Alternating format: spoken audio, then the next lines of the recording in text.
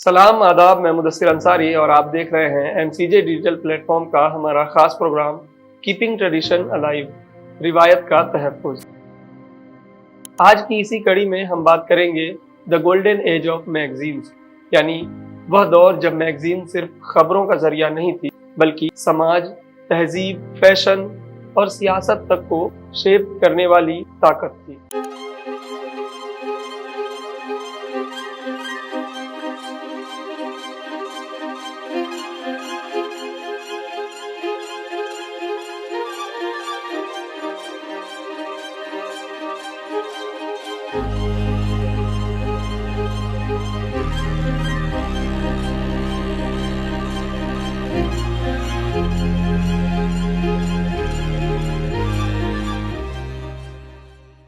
बीसवीं सदी के मध्य, खासतौर पर 1950s, 60s और 70s को मैगजीन का गोल्डन एज कहा जाता है। इस दौर में मैगजीन अपने असर के शिखर पर थी और उन्होंने पब्लिक ओपिनियन, फैशन, कल्चर और पॉलिटिकल डिस्कोर्स तक को प्रभावित किया। उस समय लाइफ, लुक, टाइम और प्लेबॉय जैसी मैगजीन घर घर तक पहचानी जाती थी।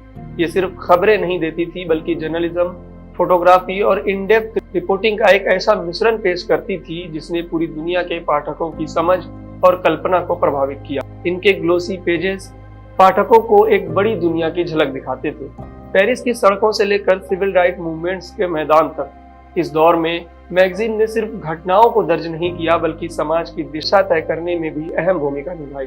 वोग और हार्पर्स बाजार ने फैशन ट्रेंड्स को डिफाइन किया, जबकि रोलिंग स्टोन ने म्यूजिक, कल्चर और यूथ आइडेंटिटी को शेप किया। प्लेबॉय ने अपनी अलग अलग छवि के बावजूद सीरियस लिटरेचर, इंटरव्यूज और सोशल डिबेट्स को जगह दी, जिससे उस दौर के सोशल और सेक्सुअल रिवॉल्यूशन की जटिलता सामने आई। अगर हम इसी तस्वीर को हिंदुस्तान और उर्दू सहाफत के संदर्भ में देखें तो यहाँ भी मैगजीन का एक बेहद समृद्ध और बहुआयामी इतिहास नजर आता है।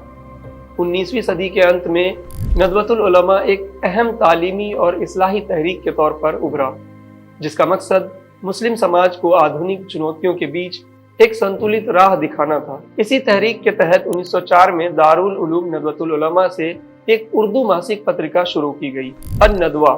यह एक मंथली मैगजीन थी जिसका प्रकाशन 3 अलग अलग दौर में हुआ, 1904 से 1912 तक, 1912 से 1916 तक और 1940 से 1942 तक। इसका शुरुआती दौर, जब शिबली नोमानी इसके संपादक थे, इसका सबसे असरदार पेज माना जाता है। इसकी एडिटोरियल पॉलिसी तालीम, इस्लाह, इस्लामी उलूम की ताजगी और ट्रेडिशनल व मॉडर्न विचारों के दरमियान तालमेल पर आधारित थी। इसमें करिकुलम रिफॉर्म्स, ओरिएंटलिज्म के जवाब और इंटेलेक्चुअल डिस्कोर्स जैसे विषय शामिल थे। अबुल कलाम आजाद, सुलेमान नदवी और अबुल हसन अली हसानी नदवी जैसे विद्वान इससे जुड़े रहे। शुरुआत में इसे 40 पन्नों के फॉर्मेट और लगभग 500 कॉपीज के सर्कुलेशन के साथ शुरू किया गया था। 20वीं सदी के मध्य में मैगजीन एक नए रूप में सामने आती है, जहां उनका दायरा इल्मी बहस से आगे बढ़कर कल्चर, इंटरटेनमेंट और आवाम से जुड़ाव तक फैल जाता है। 1939 में दिल्ली से यूसुफ देहलवी द्वारा शुरू की गई शमा एक मंथली उर्दू फिल्म और लिटरेरी मैगजीन थी, जिसे शुरुआत में 2 आने में बेचा जाता था। शुरुआत में इसे खास सफलता नहीं मिली, लेकिन धीरे धीरे यह एक भरोसेमंद और लोकप्रिय पत्रिका बन गई। 1949 तक इसने 1 लाख सब्सक्राइबर्स का आंकड़ा पार कर लिया, जो अपने समय की एक ऐतिहासिक उपलब्धि थी। शमा की एडिटोरियल नेचर फिल्म, जर्नलिज्म और अदब के यूनिक कॉम्बिनेशन पर आधारित थी। इसमें चुगताई, कृष्णचंद्र, फिराक गोरखपुरी और जिगर मुरादाबादी जैसे बड़े नाम शामिल थे। इसके मशहूर सेक्शंस सितारों की दुनिया और अदबी मुअम्मा रीडर्स एंगेजमेंट का अहम हिस्सा थे। इसकी पॉपुलैरिटी इतनी थी कि इसे विदेशों तक पहुंचाने के लिए स्पेशल फ्लाइट्स का इस्तेमाल किया जाता था और कुछ जगहों पर यह स्मगलर्स के जरिए भी भेजी जाती थी। शमा ग्रुप ने खिलौना, बानो, शबिस्तान और सुषमा जैसी कई मैगजीन्स भी शुरू की, जिससे यह एक पूरा पब्लिशिंग नेटवर्क बन गया।